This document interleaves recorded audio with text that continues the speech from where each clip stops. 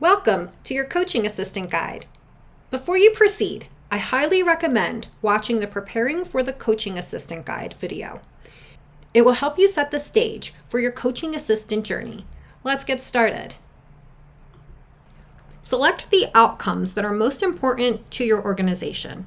As discussed in the previous video, the Panthers are most concerned with improving flow because they believe by doing so, it will improve predictability, time to market, reliability, responsiveness, and employee satisfaction. This quarter, the organization overall is most interested in focusing on improving predictability and responsiveness. In this case, we will go ahead and select predictability and responsiveness. So this way we can focus on continuously improving that. Weigh the outcomes you selected by priority.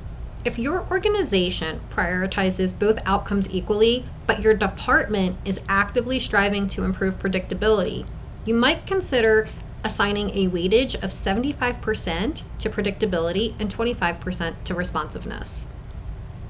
Pro tip: avoid getting caught up in analysis paralysis over the weighted percentages. When faced with uncertainty, consider setting them equally and let the coaching assistant handle the rest.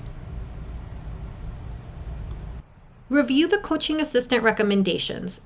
They are in priority order based on the outcomes you selected and how you weighed their importance. Select the first recommendation and start creating your plan for improvement. Watch the improvement actions video next to gain deeper insight on crafting your improvement plan using recommendations from your coaching assistant.